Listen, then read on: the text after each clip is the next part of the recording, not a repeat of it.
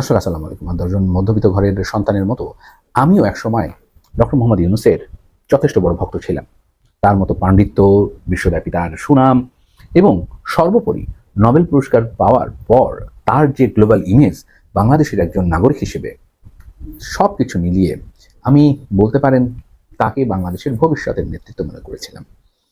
প্রশ্নটা হচ্ছে ডক্টর মোহাম্মদ ইউনূসকে এখন যারা ক্ষমতায় রাখতে চান বা ক্ষমতায় দীর্ঘমেয়াদে রাখার পরিকল্পনা করেন বা তার জন্য বিভিন্ন জায়গায় মিছিল, মিটিং বা স্লোগান দেন, তারা আসলে কারা? আগামী 10 মিনিট আমি আপনাদের সঙ্গে সে বিষয়ে আলোচনা করব। সঙ্গে থাকুন, আমার চ্যানেলটি সাবস্ক্রাইব করুন।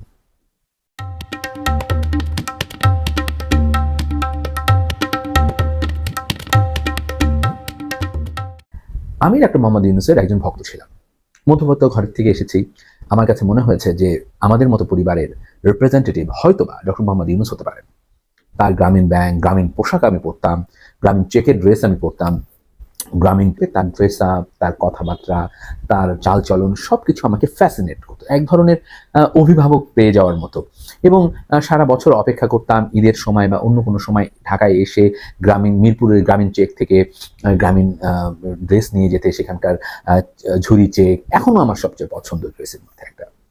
উনি যখন সেনা সমর্থিত তত্ত্বাবধায়ক সরকারের সময় রাজনীতিতে আসার একটা আগ্রহ প্রকাশ করলেন বলে বিভিন্ন পত্রপত্রিকায় জানা গেল, তখন আমি বেশ আশাবাদী হয়েছিলাম। আমি মনে করেছিলাম যে বাংলাদেশের পরিবর্তনের জন্য এমন মানুষই আসা উচিত যার সব ধরনের রিপ্রেজেন্টেশন আছে। কিন্তু খুব অল্প সময়ের ভেতরে আমি হতাশ হলাম। প্রথমত, উনি আসলেন না এবং উনি ফিরে গেলেন। তাতে তার কমিটমেন্টের জায়গাটা আমাদের বুঝতে অসুবিধা হলো। দ্বিতীয় যেটা হলো যে তত্ত্বাবধায়ক সরকারের সময় বাংলাদেশে ভয়াবহ রকম বিরাজনীতিকরণ করা হলো এবং এই কাজটি সেনা সমর্থনে তখন করা হয়েছিল। পরবর্তীতে এই কারণে সেনাবাহিনীতে যথেষ্ট পরিমাণ সেনাবাহিনীকে সাফার করার লেগেছে।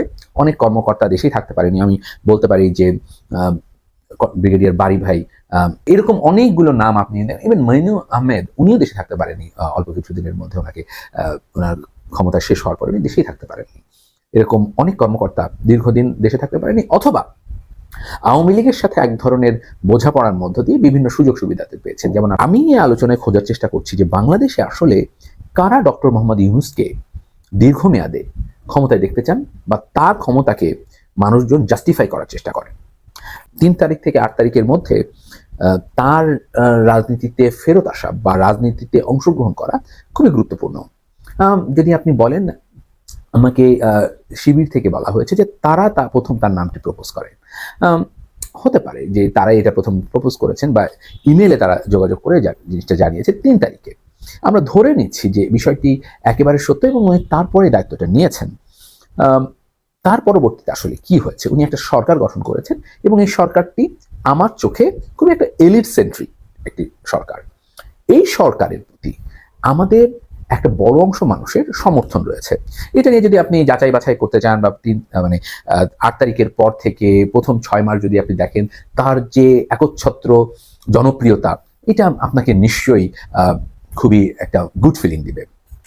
তাহলে আসলে কারা তাকে এই সমর্থনটা জোগালো? আমি পেয়েছি অন্তত 4 ধরনের মানুষকে। এক, এডুকেটেড আরবান মিডল ক্লাস, অর্থাৎ আমাদের মতো যারা মানুষ ধরেন সমাজে খুবই এক ধরনের স্ট্রাগলিং লাইফের মধ্যে দিয়ে আমরা বড় হই, তারা আসলে আমরা একটা মসিহ খুঁজি, একটা আমাদের বার্তাবাহক খুঁজি।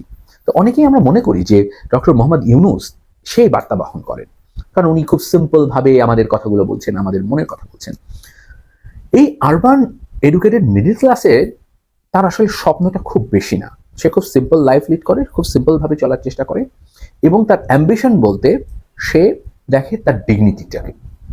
শেখ হাসিনা গত 15 বছর এই ডিগনিটিটাকে একেবারে ভেঙে চূর্ণ বিচূর্ণ করে দিয়েছেন।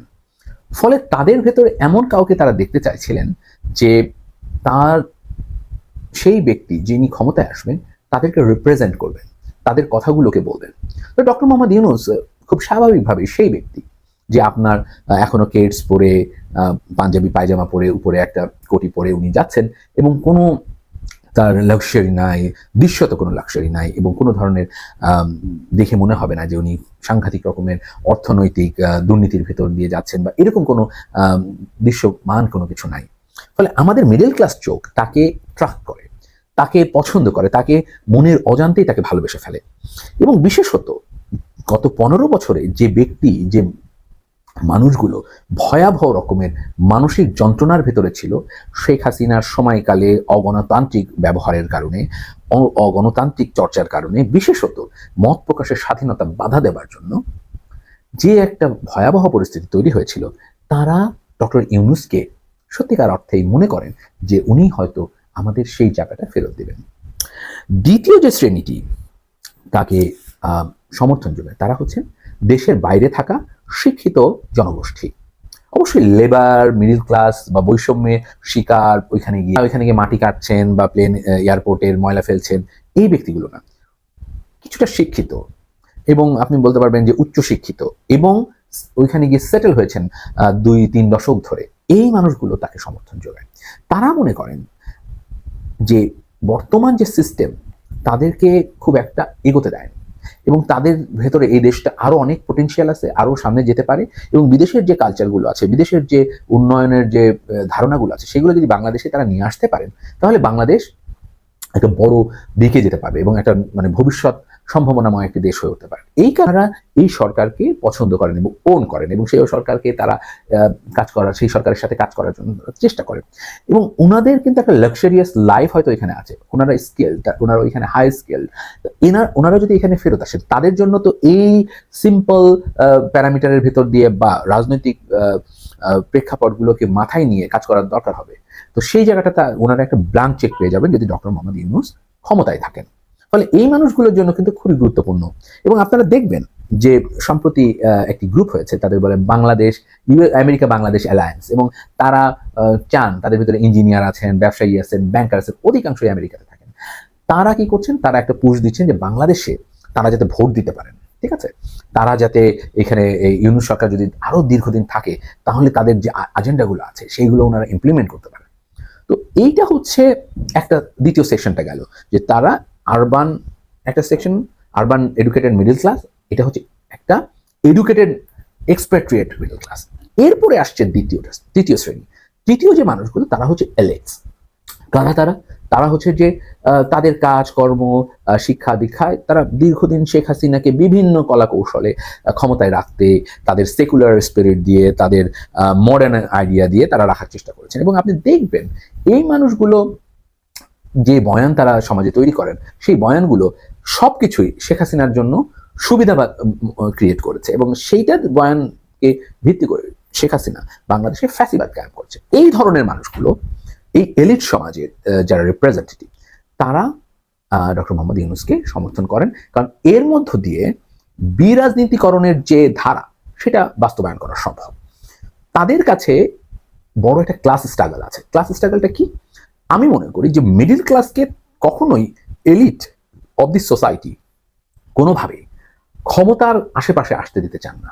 কিন্তু যদি বিএনপির মতো একটি রাজনৈতিক দল ক্ষমতায় আসে, সে তো mainly dominated by middle class and working class people.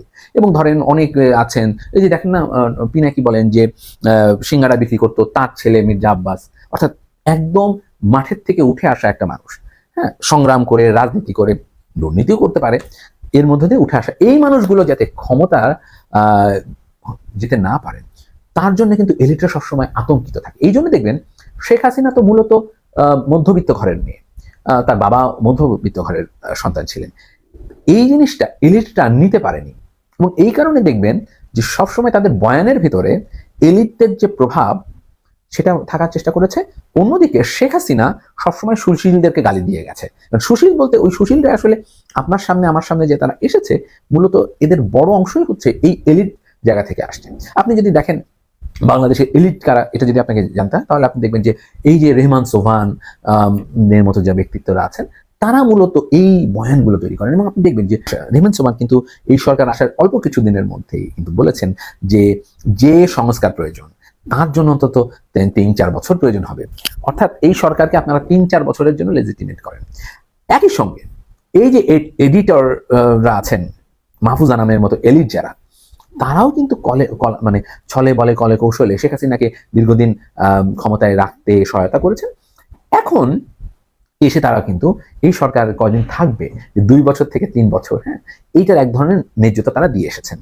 অর্থাৎ এই যে এলিট সেকশন, তারা মনে করেন যে তারা যতক্ষণ এটাকে ব্যাক দিবে, ততক্ষণ পর্যন্ত ইন্টালেকচুয়ালি তারা ব্যাক দিবেন, ততক্ষণ পর্যন্ত এই সরকার তার জায়গায় থাকবে। এবং দ্বিতীয় শ্রেণীটি হচ্ছে মূলত ইসলামিস্ট, মুসলিম না। আপনি যদি মুসলিম হন, 5 ওয়াক্ত নামাজি হন, সৎ পথে জীবনযাপন করেন, হজ জাকাত সবকিছু পালন করেন, না, যাদের ভেতরে ইসলামিক রাষ্ট্র ব্যবস্থা গড়ার সম্ভাবনা আছে বা তারা গড়তে চান একটি ইসলামিক রাষ্ট্র কাঠামো, তারা মনে করেন ডক্টর ইউনূসের মতো ব্যক্তি যদি ক্ষমতায় থাকেন তারা একটা সুবিধা পাবেন। কারণ ডক্টর ইউনূস বা ডিফল্ট একটা বিরাজনীতিকরণ চেষ্টা অব্যাহত রাখবেন। এই যে প্রথমে 3টা গ্রুপকে কথা বললাম, এই 3টাকে দিয়ে যখন উনি ব্যবস্থা করবেন এবং ম্যানেজমেন্ট করবেন, তখন আলটিমেটলি এটা একটা বিরাজনীতিকরণ হবে। এই সময় যদি ইসলামিস্টরা আরো শক্তিশালী হয়ে উঠতে পারে, তাহলে দেখা যাবে তাদেরকে সরিয়ে দিয়ে ইসলামিস্টরাই রাষ্ট্র ক্ষমতায় আসার কাজটা সহজ হবে।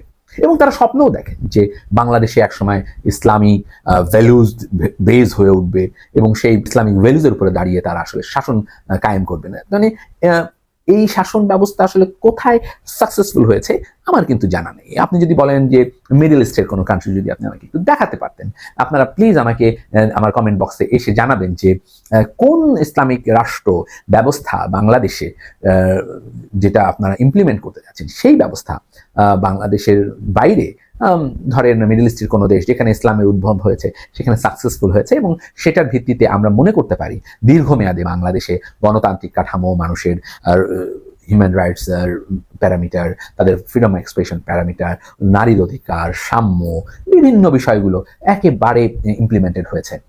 এরকম একটা রাষ্ট্র কাঠামো যদি আমাকে দেখান এবং সেই রাষ্ট্র কাঠামো কখনোই ভয়ার্থ হয়ে ওঠে নাই বা স্বৈর শাসক হয়ে ওঠে নাই, এমন একটি কাঠামো যদি আমাকে দেখান, আমি হয়তো আপনাদের হয়েই কথাগুলোর ভবিষ্যতে বলার চেষ্টা করবো বা আপনাদের পক্ষে গেলে। কিন্তু দেখা যাচ্ছে এই মানুষগুলোকে প্রচ্ছন্নভাবে ডক্টর ইউনূসের যে পলিসিগুলো, বিরাজনীতিকরণের যে ইনস্ট্রুমেন্টগুলো, সেগুলো হেল্প করছে এবং তারাও স্বউদ্যোগী হয়ে ডক্টর ইউনূসকে সমর্থন করছে। এই জন্য আপনি দেখবেন যে আপনারা প্রায় বলেন না ট্রল আর্মি বা বট বাহিনী বা বটর বাহিনী, আল বটর বাহিনী, এই মানুষগুলোকে আপনি যাবেন, তাদের টুইটার হ্যান্ডেলগুলো দেখবেন, তাদের ফেসবুকগুলো দেখবেন, এরা প্রায় কাছাকাছি সবাই একরকম, তাদের আইডিওলজিটা প্রায় একই রকম। আমি বলছি না যে জামাত একমাত্র এই কাজটি করছে বা জামাতের সমর্থকরা এটা করছেন, ইসলামী ছাত্র শিবিরের সমর্থকরা এটা করছেন, এটা মোটামুটি ভাবে বোঝা যায়। এবং আপনি যদি বাংলাদেশে টুইটারের যে ইনফরমেশন ডেলিভারি, সেইখানে যদি দেখেন এই কাজগুলো কারা করছে এবং খুবই স্পষ্টভাবে বুঝবেন যে এই মানুষগুলো বাংলাদেশে একটা আল্টা ন্যাশনালিস্ট ইসলামিস্ট একটা আইডিওলজি ডেভেলপ করতে চায়। এই জন্য তারা কি করেন, এরা তখন খুব মজার কিছু কাজ করে। যেমন ধরেন তারা গাজা মার্চ টু গাজার নামে তারা এক হন, তারা মনে করেন যে বাংলাদেশে একমাত্র গাজা ভিত্তিতে যদি এক করতে পারি, এবং আপনার মনে আছে যে গাজার ভিত্তিতে মানে গাজা মার্চ টু গাজা, এটা তো সবার, এটা তো বাংলাদেশের সব মানুষ, হাতে গোনা কিছু প্রো ওয়েস্টার্ন মানুষ ছাড়া সবাই এটাকে সমর্থন করে। তার মার্চ টু গাজার পরে কি হলো জানেন, যে তারা এই যে আপনাদের ফরাসি পীর আছেন, উনি বললেন যে এই মঞ্চের আন্ডারে সব ইসলামিক দলকে এক হতে হবে। অর্থাৎ সব ইসলামিক দলকে যদি এক করতে পারেন, অর্থাৎ দেওবন্দি এবং মোদি দিদিকে যদি এক করে দিতে পারেন, তাহলে তো বাংলাদেশ আপনার। এই সাইকি থেকে তারা এটা করে এবং এটা কেন করে তা নিয়ে আমি আরেকটা ভিডিও বানাবো এবং সেখানে আমি এক্সপ্লেইন করব যে কিভাবে তারা এই কাজটি করছেন এবং করার সম্ভাবনা রয়েছে।